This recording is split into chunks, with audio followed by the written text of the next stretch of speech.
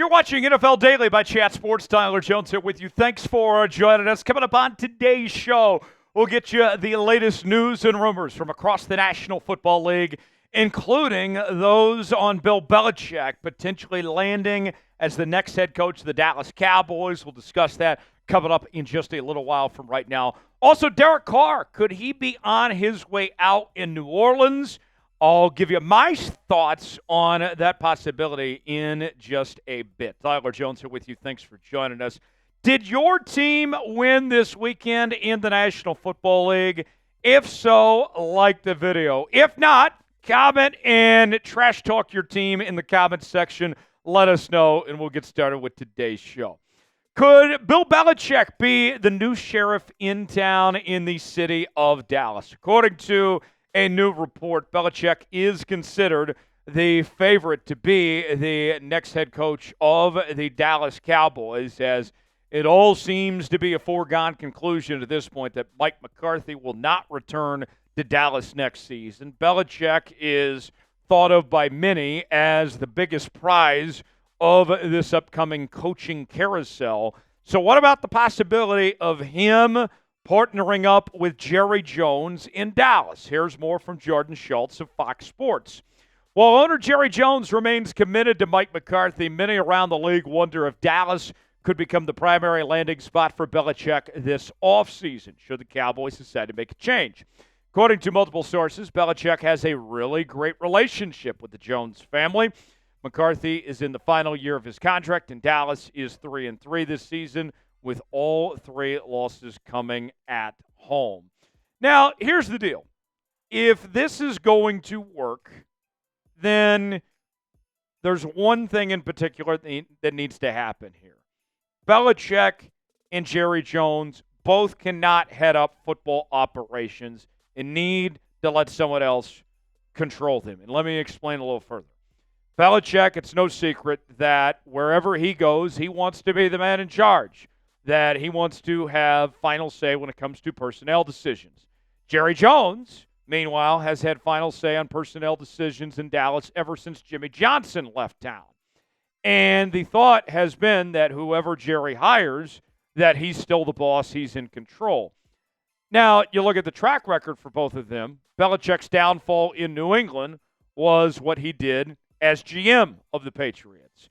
The Cowboys, their biggest issue in the last several years has been the personnel decisions made by Jerry Jones. If this is going to work out in Dallas, Belichick and Jerry working together, then they're both going to have to cede power to somebody else and need to hire a real GM in Dallas in order to make that work. And I don't see that potentially happening, or at least working out well for all parties involved. Belichick's resume is about as good as you're going to find in the NFL. 6-time Super Bowl champion as a head coach. 2 more Super Bowls to his name when you include his time as a coordinator with the New York Football Giants. 3-time AP NFL Coach of the Year. No question about it. The GOAT when you talk about coaches in this league, as he was a member of not just the 2000s, but also the 2010s all-decade team as the head coach. And here's the thing. Structure is everything here. If Belichick is going to be a successful head coach again, it's not just about him not being general manager, but also not hiring his old cronies either. If Belichick's going to be a successful head coach of the National Football League, he can't be dealing with these fools like Matt Patricia and Josh McDaniels on his coaching staff. He needs to get some real people that know how to coach football in 2024. And Jerry Jones, if he's going to hire Bill Belichick, he also needs to put Belichick with the best people around him to succeed, not just some yes men that do everything that Belichick asks and do everything that Jerry Jones asks either. They need some people that will keep them in line and keep them in check if this is going to work. I think Belichick very well could end up being the Cowboys head coach. But if he's successful or not will depend on who Jerry and Bill surround themselves with. Should the Cowboys hire Bill Belichick? What do you guys think? Type H for hire, type D for don't. Get in the comments section. Let us know what you think. Today's show is sponsored by PrizePicks. PrizePicks is the place to go for daily fantasy made easy. Here's how it works. You choose 2 or more players in any given category. Get the choice of more or less, whether you're talking fantasy points in football, rebounds in basketball, goals in hockey, all sorts of different categories to choose from. And for our NFL Daily viewers, we got a great deal we're offering from Prize Picks, folks. They will give you $50 to spend for free when you play $5. You don't even have to win to get the money. A little Monday Night Football action tonight on Prize Picks. I'm going with Tyreek Hill to have more than 76.5 receiving yards. Also got Kyron Williams to have more than half a rushing or receiving touchdown. And also going with Tyreek Hill to have more than half a rushing or receiving touchdown as well. You can play along with me. PrizePicks.com/CLNS. Promo code CLNS. The link is in the comments and the description of today's video. Prize Picks, proud partner of NFL Daily. Glad to have them on board here on today's show. Derek Carr, could his time be running out in New Orleans? The Saints just moved on from head coach Dennis Allen.